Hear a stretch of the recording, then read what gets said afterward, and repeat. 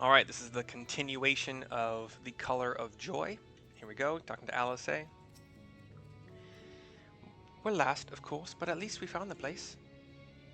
Cutscene.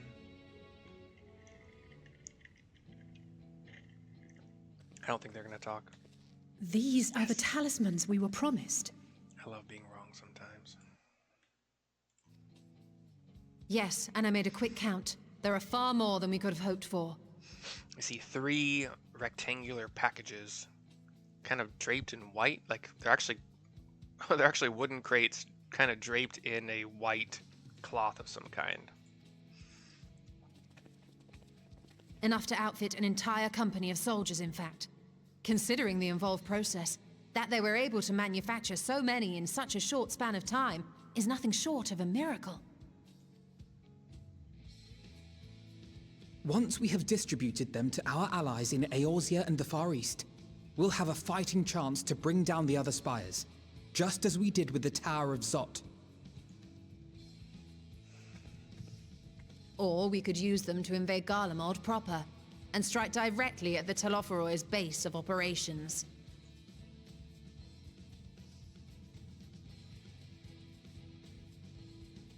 Of course, we would need to consult with various Alliance leaders before such a drastic measure could even be contemplated. To which end, I could set out forthwith and present the idea to each of our allies in person. Pray allow me to undertake some few of those journeys. I find myself restless and in need of purposeful duties. And you speak very eloquently, so you should definitely do some of them. Yeah. I can head eastward. Bosnia and Dalmasca are just a short hop from here. And Doma's shinobi network should come in handy for passing on the word.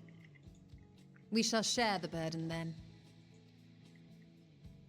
Meanwhile, I think it best that you and the others take the talismans back to the Baldessian Annex. We must keep them safe and secure until we've decided upon a course of action. Gets a nod from me. Please, I must speak with you. Nidhana, our elephant friend.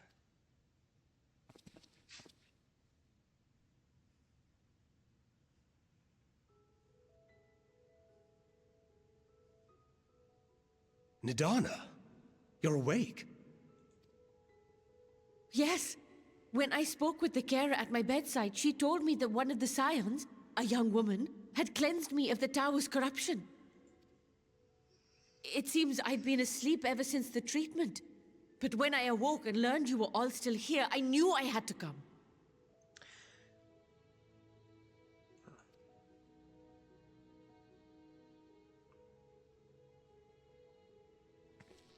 As you said, Nidhana was captured only recently.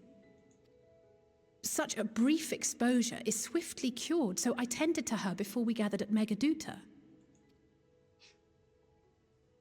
And I am truly grateful that you did. I cannot thank you enough. All of you, for everything you've done. Destroying the tower, rescuing our people. You've saved Havnir from an awful fate.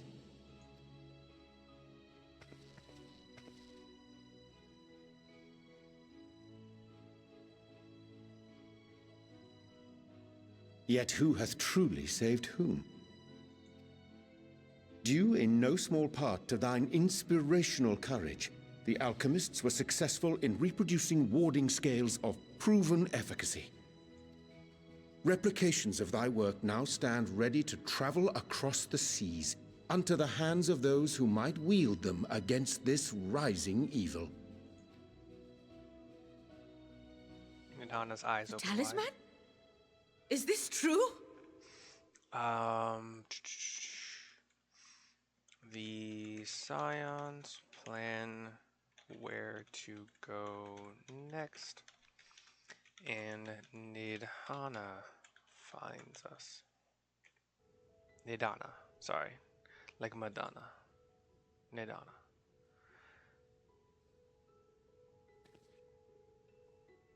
We show her the crates with the talismans. She approaches. Oh, I was so groggy from sleep. I didn't even think to ask. Oh, our great work sent across the seas.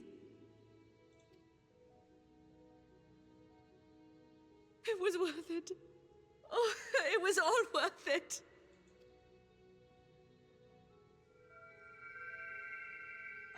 My soul stone is glowing?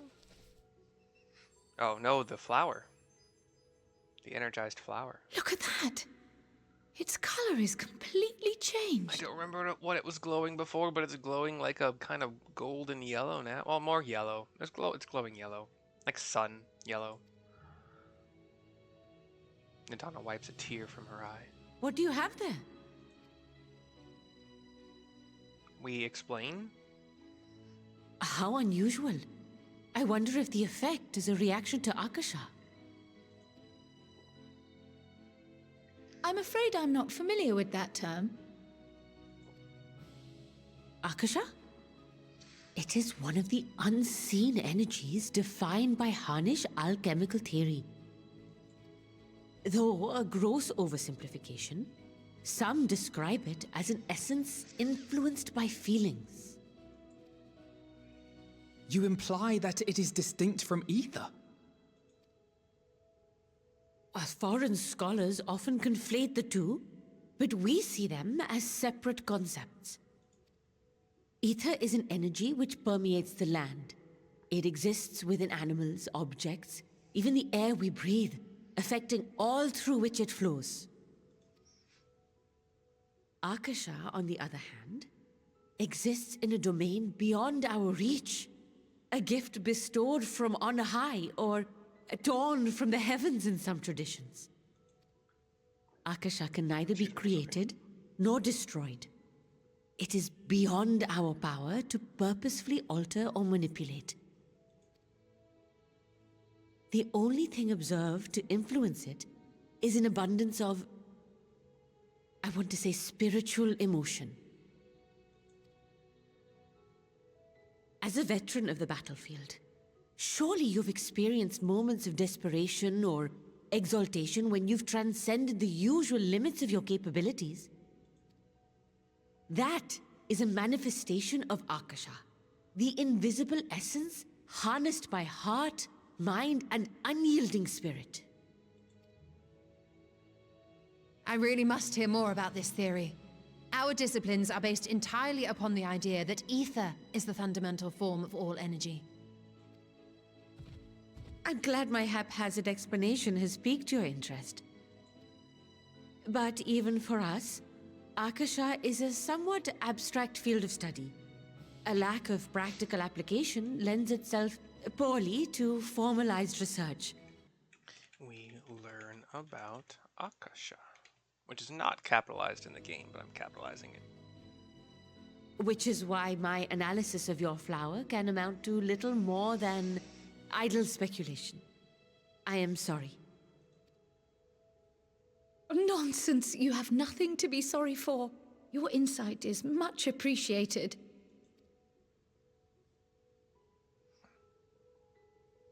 We put the flower away. Shall we depart for Sharlayan then?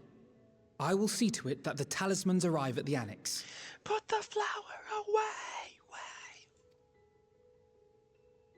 And we will be in touch once our talks are concluded.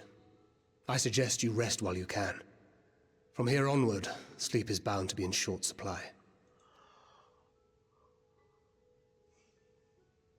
Bows, waves, and Thancred, Urianger, and Ishtola are off. The twins approach the boxes, which they can each probably carry one. They are probably pretty heavy, but...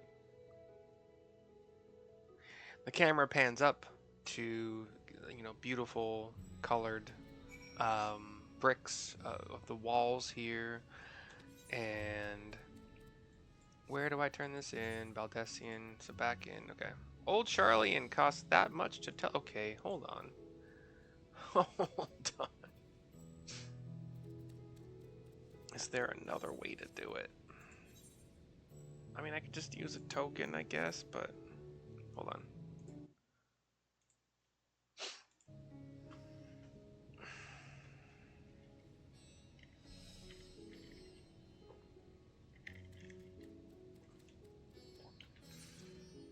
I don't, okay. Can I attune to this place now? Because if I can't, that's actually pretty bad. I guess we're not meant to get back here that easily yet or ever. I don't. Let's check it out. Hey, great, still disabled. I mean, I have tokens to make this free, so I guess whatever. Do I have an Aetheryte ticket? They keep mentioning this.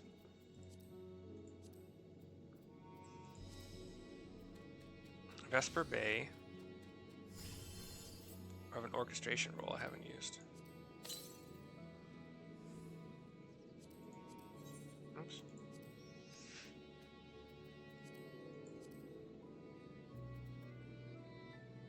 Good for a single journey through the Aetheryte network.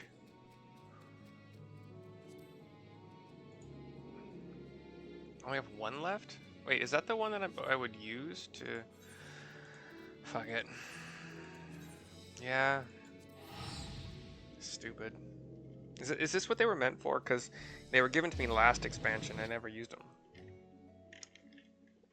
I never really used them. Had other ways, or I don't know. Anyway, we go to the Valdesian Annex, and we're gonna go to that left-hand room where all of our clandestine meetings are. I could have just, yeah, whatever. It took an extra 10 seconds, so it doesn't matter. Main hall and... Wait, no, she's out here. Hey, Kryle. It's good to be back, and with the fruit of our labors safely in storage. For now, we have but to wait for the others to return from their respective meetings with the Alliance leaders. As Thancred suggested, you should get some rest in the meantime. We'll talk to Ojika Sunjika. Welcome back, Mercy. Kryle has apprised me of your recent accomplishments. What an amazing feat to eliminate a tower and pave the way to deal with the rest. While it isn't much, I've changed your sheets and plumped up your pillow. After all, there's nothing like collapsing in a nice clean bed after completing a major milestone. Milestone, that's cute. Be it penning a thesis or defeating deiform entities. So, would you like to take a look at your new and improved lodgings now? Yes. We get Archon Loaf. Fun. Skill speed 8%, max 58, and vitality, alright. What else did... So the screen goes dark. We have a cutscene of us approaching the desk next to the bed, taking something out. The flower is back to being silvery. They're kind of like a really, actually the glow inside the petals is not all that bright right now. Kind of just looks like a flower with like a little bit of glow in the middle. Take heart and protect them well. Midgard Sormer.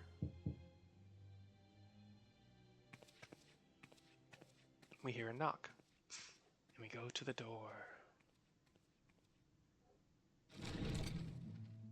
It's Alice, Alphino. Good, Kryle, you're here. You haven't eaten yet, have you? and We've wow. bought quite a spread if you're interested. Only the finest dining from the last stand. I'm gonna call. Hold on.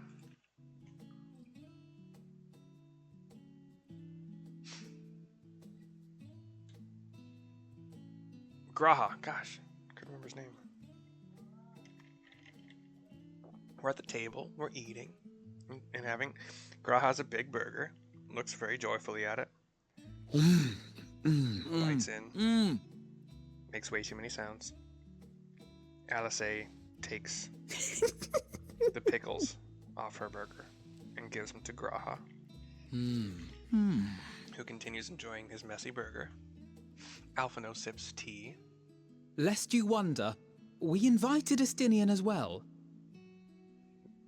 But he refused with a rather grim-faced, "No, thank you." I suspect Charlian cuisine is not to his liking. Oh, I don't know about that. Perhaps our lone wolf just needed some time apart. Kryle is also just drinking tea or What? something at the moment. To perfect his brooding stare? Next time, I'll drag him out by the ear, sit him down in front of a Sharlayan feast, and see that he eats every last bite. Alice is about to take a bite of her burger. An excellent idea. Of all people, warriors must take proper meals and rest if they are to maintain a healthy constitution. Poor Estinian, beset on all sides. Kral takes a sip. We've just been holding our cup the whole time.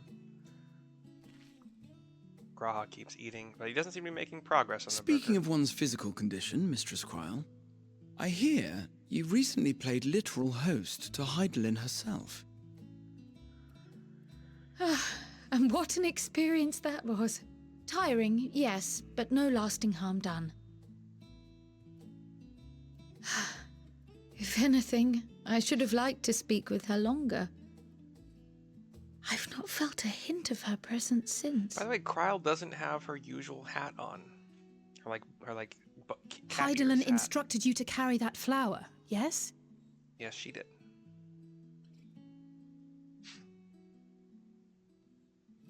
"'Twill be your guide, test and proof of your conviction." And then something about seeking joy in darkness, was it? Come to think of it, isn't that what happened with Nidhana back in Radzat Han? The flower did seem to radiate a joyful glow, as if reflecting the elation we all felt, the relief of a people with renewed hope. Indeed, and in turn I felt buoyed by that radiance. 'Twas akin to spotting a beacon and knowing we were on the right path. I know we've not yet triumphed over the Telophoroi, or learned the full breadth of the Forum's plans. But even within the midst of our struggles, we find small moments of joy to sustain us. Rare and hard-won perhaps, but it is this pursuit of happiness that gives us the strength to carry on day after day.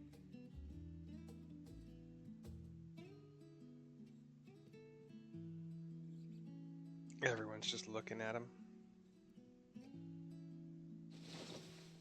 She takes a cookie from the plate. That's mine. Alice, To the swift the spoils. Though I recall that levitation spell of yours was quick enough. She takes a bite. It splits in half. Only barely. And even at my best, I'm still too slow to wield it effectively in battle. Mayhap I simply require more practice with this new magic. You unearthed it from the depths of Numenon, I presume? Aye, and from a veritable mountain of arcane tomes at that. 'Twas necessary to facilitate my solitary explorations. Or, to put it simply, you used it to sneak around the Forbidden Archives. Yes, well, after a fashion. She hands him back half of his cookie. Or tries to. He doesn't take it.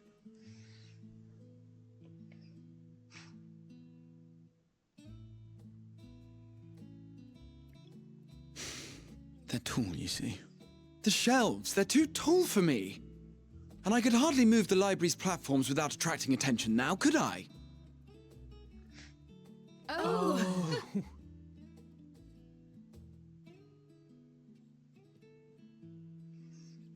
Oh. The table is emptied. There's a donut, a muffin, some other circular confection of some kind. Chatter goes on. We look out to the night, the moon.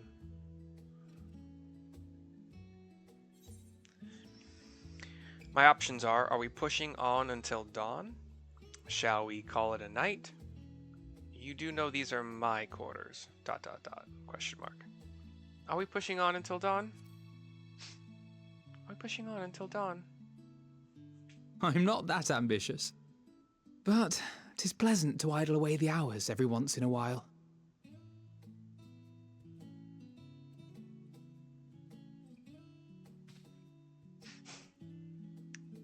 I don't know what the hell Graha and Alice are doing, but It's like Graha tried to catch her looking. The flower is growing at like a bright, vibrant green. Unbeknownst, apparently, to everybody. It's catching our joy, our camaraderie. The cutscene flashes over to Xenos. It's like, kind of like a dark scene here. Like he's looking at the moon as well, but there's like destruction, fires below. He's on the end of some walkway. Ah! Enjoying the bracing cold, I see. A bunch of stories up. Do you not own a warm coat or a cloak? Something in fur? Or fashioned from the skins of your enemies? Or... well, never mind that. I don't know if Fandaniel's voice actor has changed. It sounds different to me, but it also has been a while, so I don't know. I come to you once more as the bearer of bad news. Our tower in Thavnir has been toppled, and I need not tell you by whom.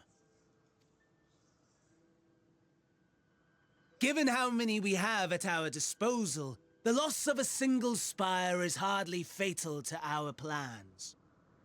It does, however, slow the rate at which we siphon ether. If they continue to preoccupy themselves with the towers, then all will be well. But should our foe prove bold enough to strike at us here, then the timing becomes... questionable. No reaction so far from Xenos with his new big scythe. Our foe is bold enough. Of that, I can assure you.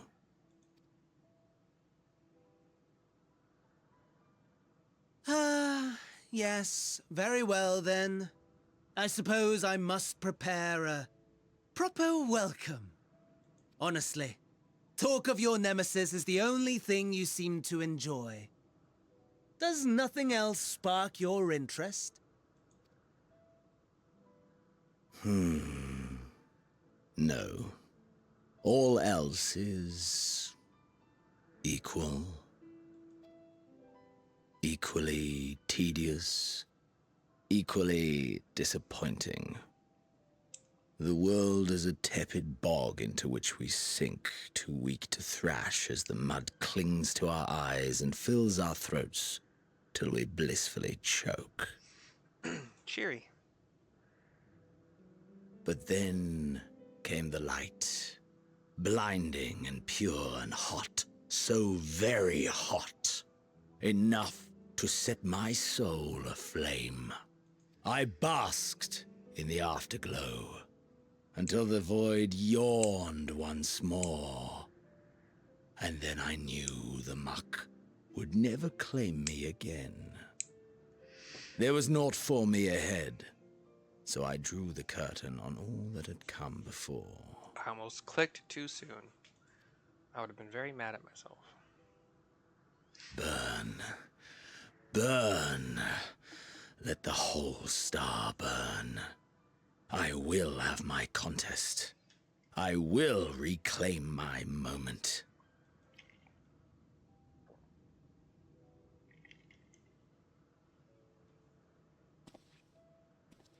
How wonderful that the emptiness of death has not dissuaded you from committing your life to its pursuit once more. I don't know whether to envy you or pity you. You question my disinterest, but what of yours? Despite your noisome antics, I sense you take little pleasure in this endeavor. Mercy, my lord. Such pointed barbs from one who barely acknowledges my existence. Nevertheless, you are mistaken. For I do find this part somewhat enjoyable. You see, when I was mortal, I would always have the same dream. It was a fragmented thing, disjointed, all the faces incomplete. The setting, too, was unknown to me, so I thought it simply a fantasy of my sleeping mind. Until one day, I realized it was showing me the truth. Much as your dream of the final days enlightened you.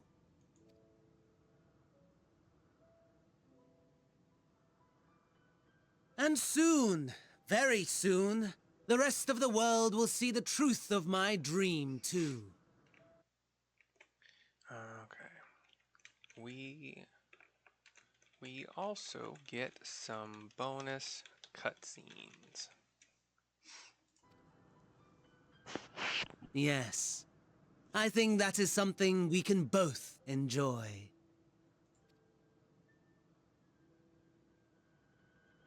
He looks up to the moon. End of scene. End of quest.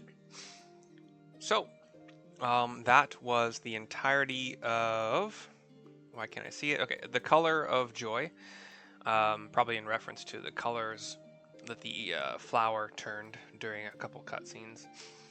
Hope you enjoyed. It was a bunch of cool stuff, and I will see you next time.